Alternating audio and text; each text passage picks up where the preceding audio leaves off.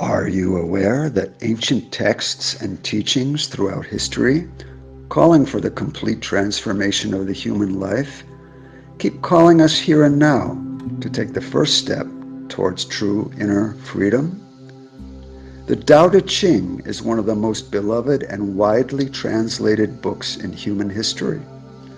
The book, written approximately 2,500 years ago by Lao Tse, is one of the most fundamental manuals bearing the philosophy and methodology of spiritual development throughout all times. The wisdom that it offers does not belong to a single culture, but is an inheritance that has been left for all of humanity.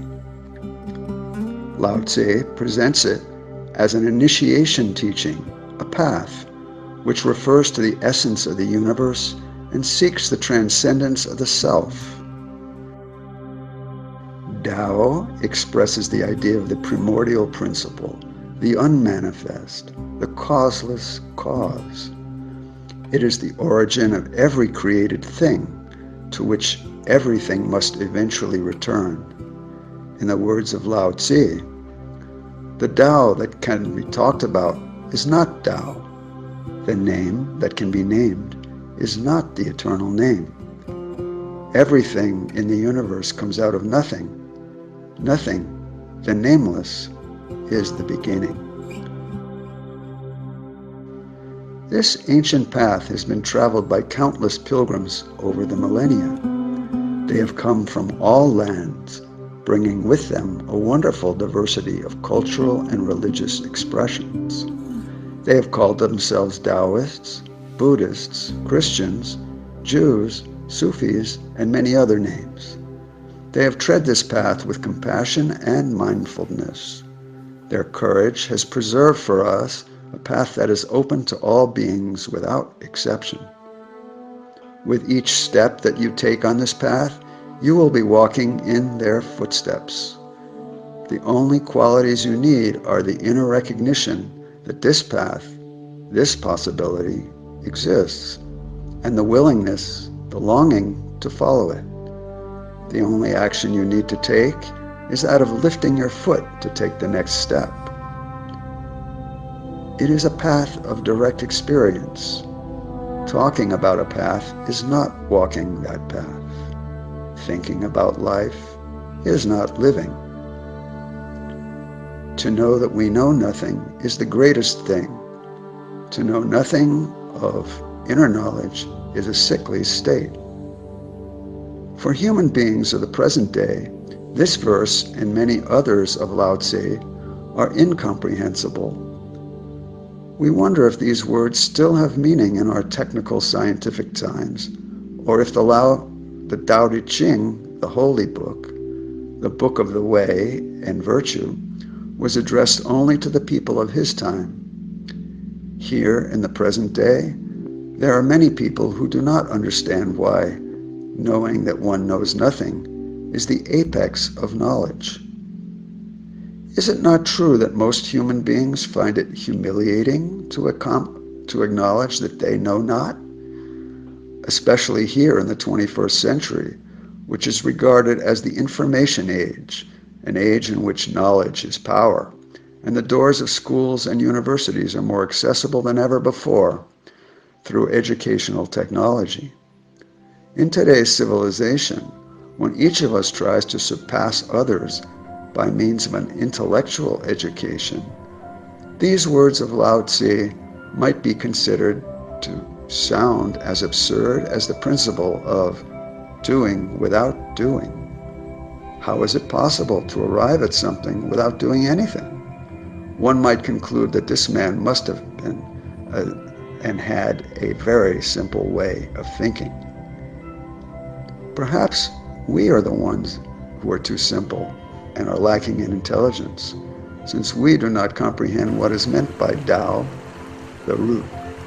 Our lack of understanding refers us back to the original essence of life as expressed by Lao Tse. My people are lost for lack of knowledge, say the Holy Scriptures.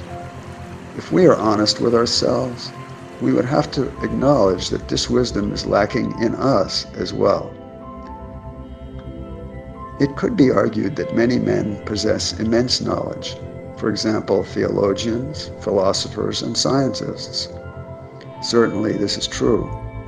However, by itself, this kind of knowledge is insufficient when it comes to understanding the Tao Te Ching and other universal teachings. Nevertheless, many believe that they possess such vast knowledge that they will eventually be able to use it to explain all things that exist on earth and in heaven. However, earthly science is not capable of explaining the divine world and all that depends upon it.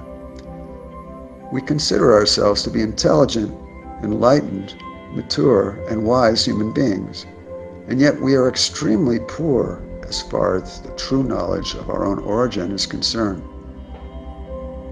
Can you answer these fundamental questions about your own existence? Where do we come from? Why do we live? And where do we go after death? To see and realize our lack of true knowledge is in itself a grace. It is the greatest thing, according to Lao Tzu, for this understanding gives birth to the desire to bring light into the darkness of ignorance. But if this desire springs from an ambition to develop or advance earthly sciences, then Tao does not make itself known, and the wisdom of Lao Tzu remains incomprehensible to us. This darkness is our state of being. We are unaware of the treasure of knowledge that is hidden within us. In this sense, we will remain sick for as long as we do not take the path of healing. If we read the Tao Te Ching attentively, we will find the guidelines to follow this path. For example, it says that the sage desires what others do not desire, and does not esteem goods that are difficult to obtain. He learns not to learn and turns to what men neglect. To possess these virtues, as Lao Tzu calls them, it is possible for all human beings. Within every human being dwells a divine spark that must be awakened to life. Once it has been awakened, the power, this source of true wisdom, the force of divine radiation, will flow abundantly. But as long as the self believes that it can do everything, that it knows everything, that it is capable of performing and perfecting everything, then the dam that we have raised in ourselves will continue to separate us from Tao until the day dawns when we finally accept the fact that we do know nothing. From that moment on, we will be ready to allow the process of our self-decline. Only then will doing without doing become possible. As long as our life expresses itself through the activities of the I, as long as we abandon the reins of our personality to our desires for action and seek advantages for ourselves, we will continue to push the I forward. Then doing without doing would at most simply be used as a therapy to dispel inner restlessness. According to Forbes, the highest addiction of present-day humanity is being busy. People pride themselves on being busy. Some are almost incapable of remaining inactive, so much so that they become psychologically disturbed if, for one reason or another, they are forced to interrupt their activities. Nevertheless, doing without doing could be an invaluable help for humanity. It could be precisely what is needed, thanks to a treasure that is not of this world. For doing without doing concerns an impersonal action. An activity does not proceed from egocentrism. Are human beings in general capable of this kind of action? Lao Tzu says in this regard, the sage separates himself from himself and thus appears that, because he owns nothing as his own, that which is his own can be realized. When the self is annihilated, it leaves no empty space, for as it diminishes, the other one within us grows. Lao Tzu says, the sage clothed in a burlap bag harbors a jewel in his breast. This jewel, also called the spirit spark, must be awakened to life. Let us take an example from nature, the seed. Everyone understands that a seed only germinates when the proper conditions for germination and development are present. When the soil contains neither nutrients nor warmth, or if there is no rainfall, there will be no basis for growth and germination will not take place.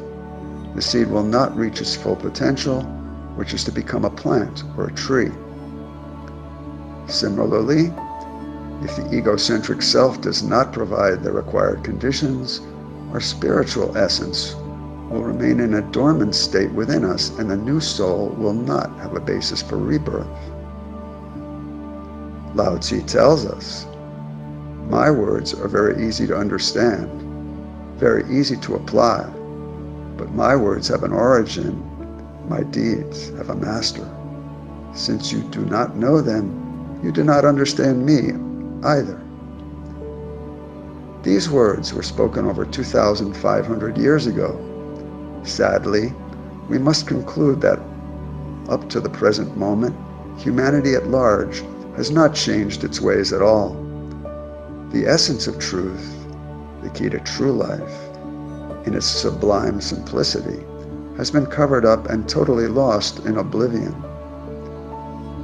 Even so, the way is shown to humanity, so that understanding can give birth to the desire for liberation, which leads to the offering of the egocentric self and to doing without doing.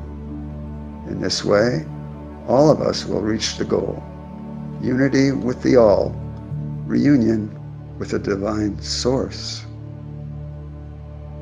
May countless men and women come to understand the wisdom shared by Lao Tzu and transform that understanding into deeds.